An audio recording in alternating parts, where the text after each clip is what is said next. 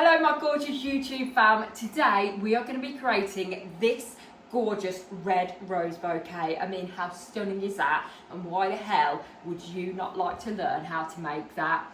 So before we get stuck into the video, if you guys are new here, I'm Jem and I have owned Florist in Staffordshire in England for 10 years and I've been teaching on YouTube for 4. And today we're going to be working with red Naomi roses. Now I'm going to be making a 25 rose bouquet because they are very popular when it comes to buying red roses, okay? So I always use Naomi roses. I just think they're the best. They're nice and velvety, they're scented, and you can't really go wrong with them. And the heads bloom really, really big and they're super duper good quality. Now, I don't get these any less than 50 centimetres, or the heads can be really, really small and you don't really know whether you're going to get good quality or not. So just stick with the 50 centimetre plus, so then you know that you're going to get consistent sizes in the heads and good quality, and there's no stress. I don't like stress.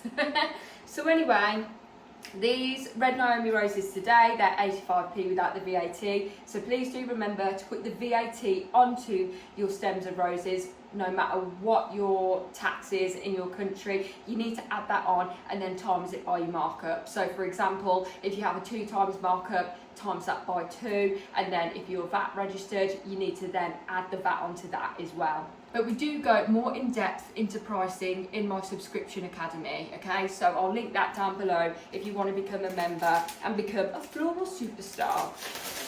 So anyway, we're going to condition these. Absolutely beautiful. And then put these into the invisible bin. By the way guys, it's another boiling hot day in flipping England right now. And I am normally covered up to the nines, but I've decided to wear a skirt today and show a little bit of skin. So it is not like me at all. I'm normally like a baggy t-shirt, leggings gal, but the heat wasn't letting me be that today. Okay, so, oh, this has been tied twice. So to get all our thorns and our foliage off, oh bloody hell, this one doesn't want to come out the elastic band. Come on babes. There we go. Get your thorn strippers, rose strippers, and then just go down the stem. If you don't have a thorn stripper, if you are literally a beginner and you don't have a thorn stripper or rose stripper, you can just get your scissors, for example, and just go down the stem just like this, okay? And it does get rid of all the foliage and the thorns as well, but it does strip the sort of first layer of the rose off, and I don't think it looks as neat, even though it won't really affect it. That's how I used to do it in my first floristry job. We just used to do this, just with the scissors to get it off. But then I was just like, but hang on, it takes off the first layer of their skin, basically. But anyway, that's just a way to do it if you haven't got rose strippers. It takes a lot longer as well. And you can be left with some thorns. See, it just takes ages.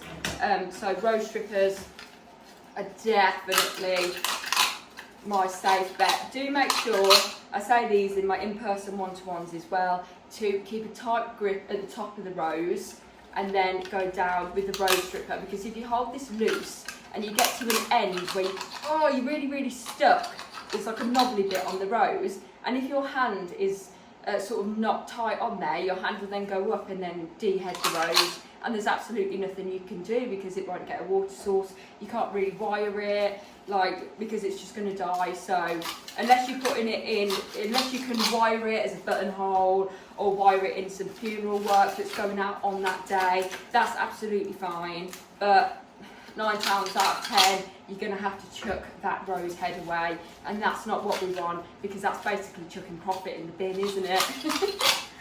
So anyway, got 25 of these, so I need to buy roses in packs of 10 from my wholesalers in the UK. They normally come in packs of 10, these type of roses do. Ecuadorian roses, they normally come in packs of 25, sometimes 12s.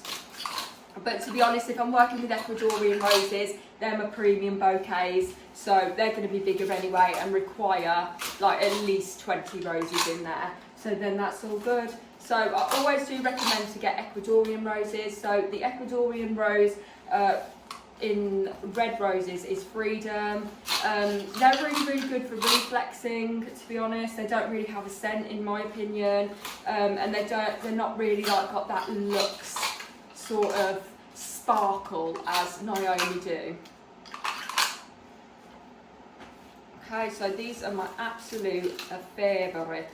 Only need 25, so the 5 extras, they can go in like an everyday order if somebody has like a red rose theme, or it can go in a funeral if they've got red roses in there. So do not worry, there's always a way that you can utilise all the stems that you do buy from wholesale, because we do have to buy in bulk. And that's why I always say to everybody that trains with me that you need to have recipes. Okay, so if you don't have recipes, then you are going to go to the wholesalers and be like, oh, I don't know what to buy. Somebody wants a yellow bouquet. I'll get some yellow limonium. I'll get some yellow roses. I'll get some cream stock. And then you end up spending £120 on a £40 bouquet. But if you had a recipe, like for example, I have a Gem's Choice. It consists of a hydrangea, 6 roses, some filler flower, and then some foliage to go around the edge. You can either have eucalyptus or leather leaf. And that's £50. And then you can have that in any colour scheme that you want to. So if somebody says they want a yellow themed bouquet, £50, I can then go to the wholesalers, pick out 1 white hydrangea, 6 yellow roses, some fever fox daisies, because like these ones just here, if you can see them, because they're yellow and white, and then some foliage. And then I don't have to then have anything left over spare really, because the recipes that I use will be used in other bouquets and arrangements anyway. So everything that I have is used, okay? So the only really like fully bespoke things that I do regularly is a funeral, but all the flowers are used on that. So that's a little hack when you do buy in bulk. Make sure you get those recipes. Can you imagine if you're a cake maker and you don't have a recipe and somebody was like, I want this, I want that. You're going to go to the shop and buy like 5,000 eggs, 10 packets of flour for like a cake that big, because you don't know in your head how much you actually need. So we need to think smarter, not harder.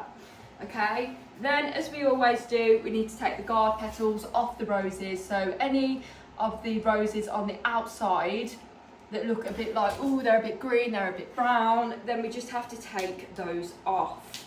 Okay, because some customers think that their rose might be dead, okay, but they're not. The way that you check if a rose is fresh is to just put your 2 fingers and squeeze it at the bottom. If it's firm, that's its freshest. If it's soft, that means it's only got about 1 or 2 days left. So always make sure when you are buying your flowers or your roses that they are firm, okay? So then you know they've got at least a week left in them. We really want to get about 10 days to 2 weeks out of our flowers.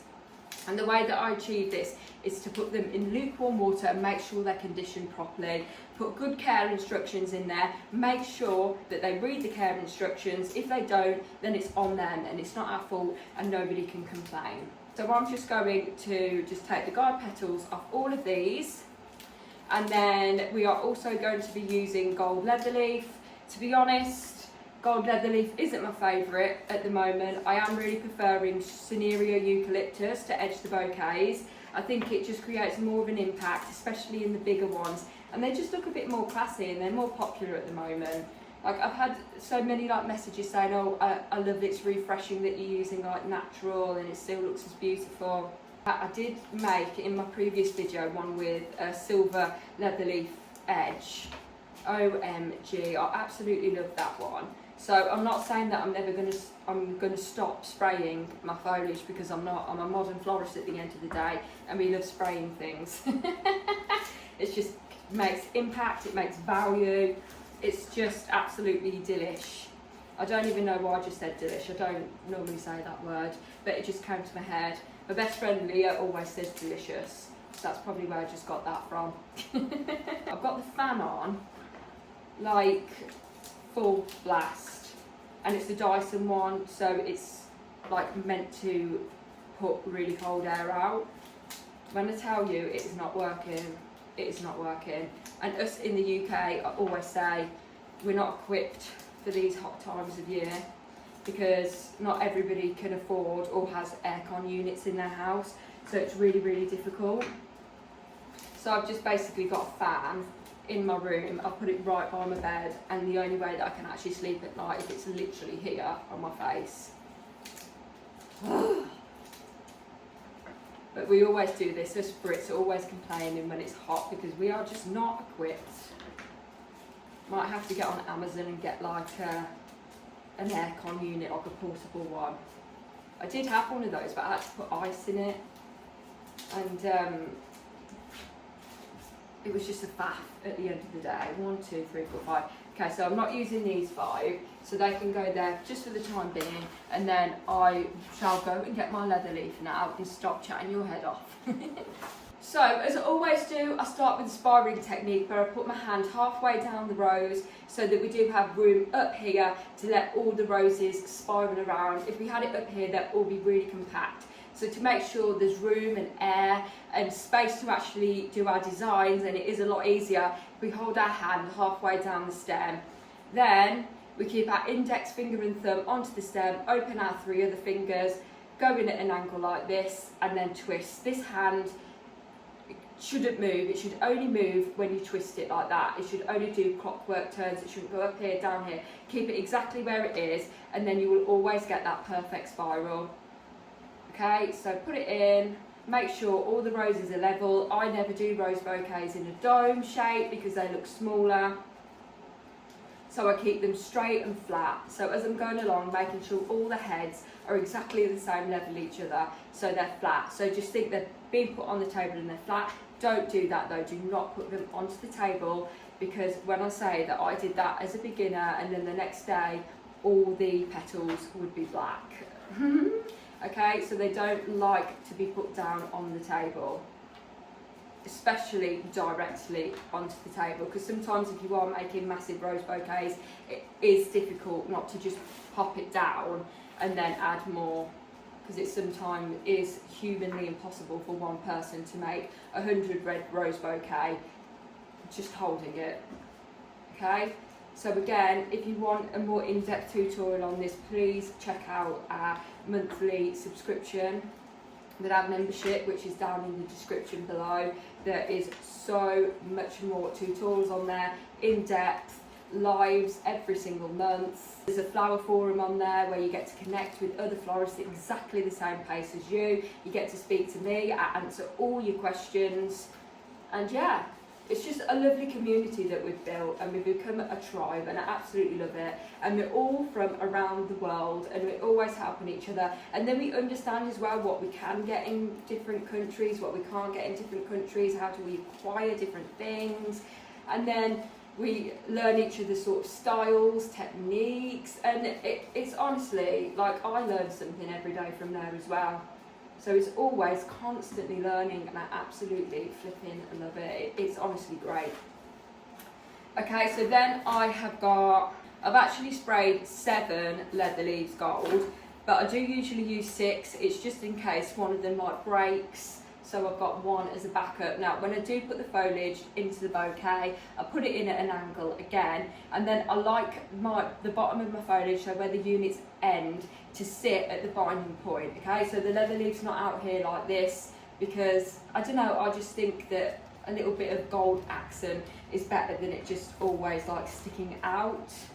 So I edge the bouquet as well, and I still do the same twisting technique. I still do the same spiraling technique. And then just evenly distribute them around the bouquet. So this sort of style is still very popular for girlfriends, Valentine's Day, anniversaries, even birthdays, just to show that your partner loves you. So here we go. Now I'm just going to tie it off as I always do with a little piece of raffia, and then there we go. Absolutely gorgeous.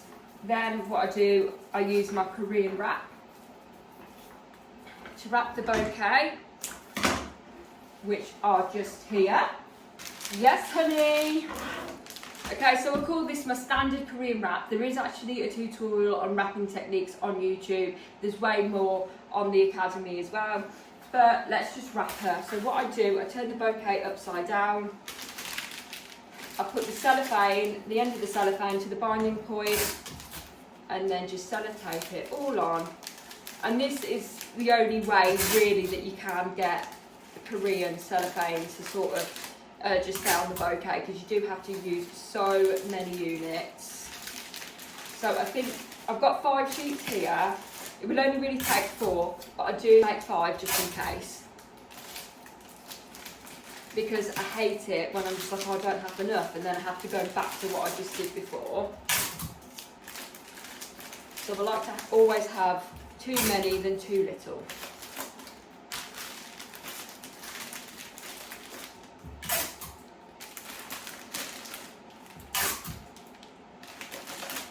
Okay, then I'm just going to sellotape the floppy ends down just near the top so they don't flop around.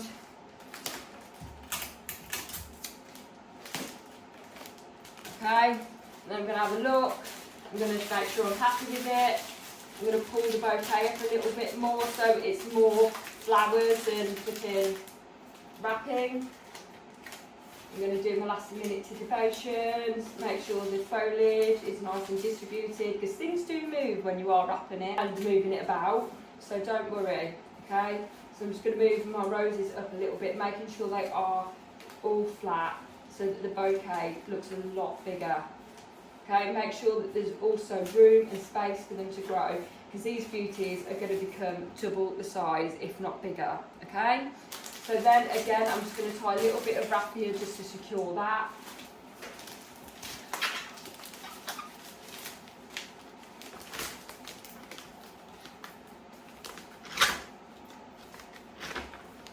Absolutely flipping gorgeous. I am happy with that. Now we need to do 2 hands into the binding point. So 1, 2, and then we cut it at the same level but at a 45-degree angle. And then I like to move my hands up here so we don't cut ourselves, and make sure they've got a nice sharp 45-degree angle on them, so they're going to get all that water, especially if it's hot or if you're in a hot country. They need as much water as humanly possible, or as flowery as possible. That's a bit cringe, but had to be said.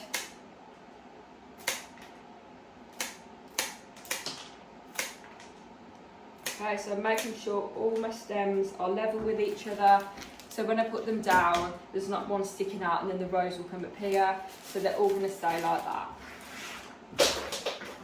Also guys, if you are interested in coming for an in-person training day with me, so it will just be me and you learning floristry together, learn everything you want, then please do get in contact. I will put the website in the description down below, and you can read all about it, and I would absolutely love you to come on a training day with me. It is honestly my favourite thing to do. It is amazing, so please do come. Okay, so anyway, I then use a Porto box and some cellophane as well. I just cut 2 squares out of the cellophane. So 1, 2. If you're unsure if your square is perfect, put your cellophane into a triangle like that, okay, and then snip up, because 2 triangles make a perfect square. So that will be perfect to fit inside the Porto box, but you do get used to it after you've been doing it for just a few years. Okay, so open the Porto box, biggest piece down first, 2 smaller sides in, and then this bit, just pop that into there, and it holds it all together. It's got little bits at the top that you can put in like this. We've got a bit that goes at the bottom, don't forget that. Get your 2 sheets of cellophane. Put your hand in the middle like this, grab your Porto box, put your hand in there, Bob's your uncle, Fanny's your art. I'm going to go and get some lukewarm water and fill this up halfway. Here we go. So just fill it up, half full, half empty, whatever you like to say. And then this beauty goes straight into there. Absolutely gorgeous. Do some titivations of the cellophane. Oh man, I'm in love, I'm in love, I'm Ooh, yeah. Okay, I'm going to trim that down a little bit or titivate it, but next we need to put an iridescent rose in there because that's part of the design. Here's my iridescent rose. It's just going to sit right here in between the roses. Oh yeah, baby, look how nice that looks. Then we just got a big pink satin bow to put on. Here's one I made earlier. So I'm just going to staple this to the front of the box. Again, if you want an in-depth tutorial about how to do these bows and attach them, go check out that membership, guys, in the description below. So I'm just going to staple this onto there. Honestly, it's these little bits, these bespoke bits that really bring a design to life and make it your own and make it bespoke to the customer also. So these look so pretty.